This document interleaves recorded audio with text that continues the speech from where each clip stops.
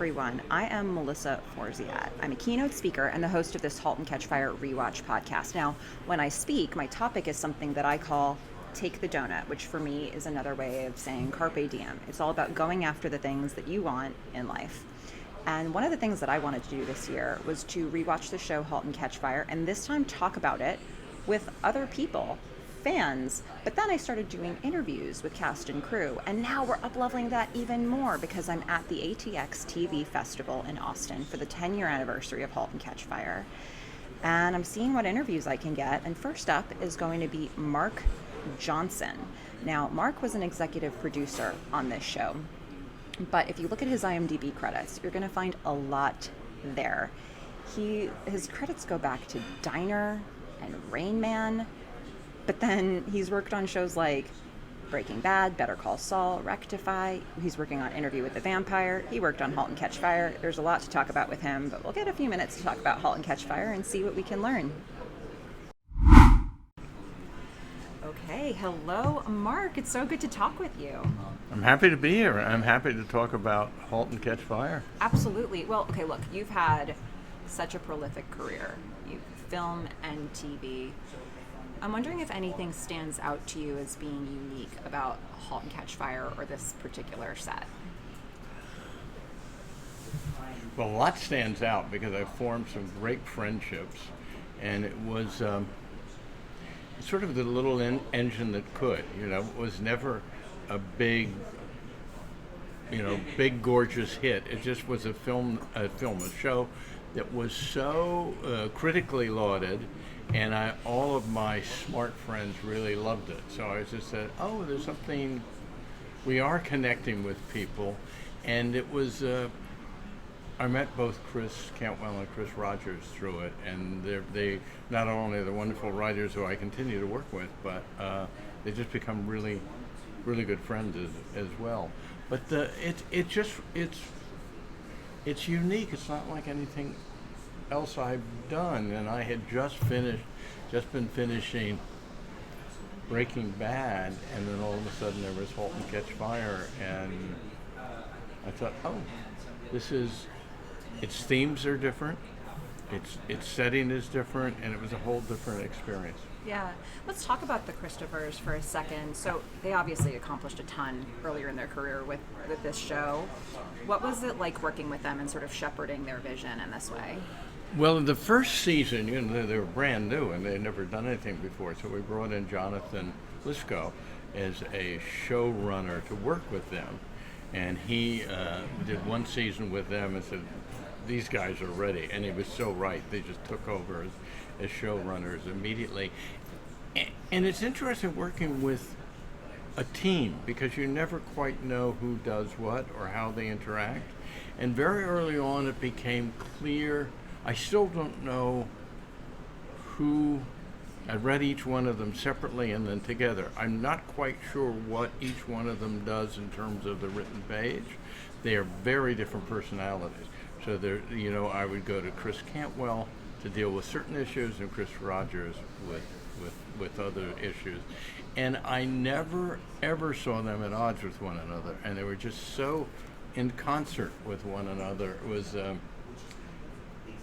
It was one of those few writing pairings that just made almost immediate sense to me. Yeah.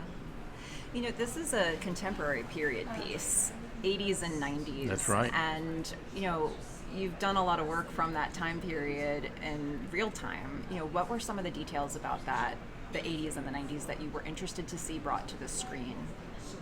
Well, you always want to have a certain verisimilitude. You always wanted to have it completely believable. And one of the things that I hate in seeing television shows and in movies sometimes, when somebody is trying to overly sell the period. So whatever's on the TV or is being played on the soundtrack is something that we all recognize. It just seems fake, So not everything is has Richard Nixon on the TV. So I think it was very subtle. Remember, also it's set in Texas. Initially set in Texas, we shot it in Atlanta, and we wanted to we did our research, and Chris Cantwell is from Texas, so he was very diligent about what aspects were there. But I think we were able. That's so interesting that you say that it's a contemporary period piece, because it is in many ways, and yet again, I think what I love about this, what we did with our art direction, is that it doesn't stand out in any way as force. It's just completely sort of retroactively believable. One of the things that's often a challenge for TV shows when you have a technical, an industry perspective, is how do you balance the technical side of it with, keeping people who don't have an industry knowledge informed and feel Right. like they're really involved. So that balance had to be struck throughout this show. How did you all approach finding that balance? Well, you're absolutely right about that, because sometimes you can get too inside baseball and presume that your audience understands the mechanics of whatever it is you're talking about. And the truth of the matter is, many of them don't, or they don't care. It's all about characters. So we're very careful about not spending a lot of time on a screen, and we also wanted to make sure that we didn't always oversell what was going on, what they were doing. In some cases, you just say either the audience will get it or they won't, but they will understand the gist of it if they don't understand the specifics. One of the things that I love about this show is, we start in Texas, we go to San Francisco, but it's filmed in Atlanta. Right. What made Atlanta the right home for this, especially kind of early on in the Atlanta filming scene? What made it the right place for this show? Well, the easy answer, probably the cop-out answer, is that it was a cheaper place to shoot. It was less expensive to shoot in Atlanta. It still is. There is Atlanta today. You drive around, and every third block there seems to be a TV company shooting something or other. But it is also a little bit, this is going to sound like I'm dissing Atlanta, it's a little generic.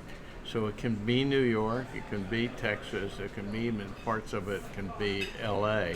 So it subs for a lot of places. And we were very, the pilot, we had some additional money, so we sent a second unit to Texas to do some tie-ins to sell Texas. We ended up actually using less of them than we thought. It's just, there is a certain point when you just say, okay, this is Texas, and I think an audience believes it until they don't. If you do something that sort of betrays that compact with them, otherwise they say, yeah, it's Texas, it's Northern California. Yeah. So now that we've seen all 4 seasons play out, which season is your favorite and why? They all feel so different. It's one of those rare shows, and I mean this sincerely, that I think just kept getting better. And you would say, okay, this is really good. First season was pretty remarkable. And how much, can we meet that level for a second season, a third or fourth? And the truth of the matter is, I think we stepped up every time. It got more complicated. And like any good show, it's all about characters.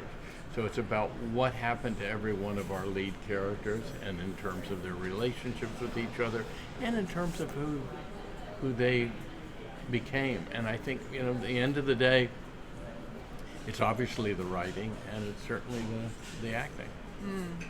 You certainly mentioned budget earlier. That's always a factor, right? Creatively, it seems like there was a very specific creative vision for this show, but it's going to come up against some hard business decisions that you have to make.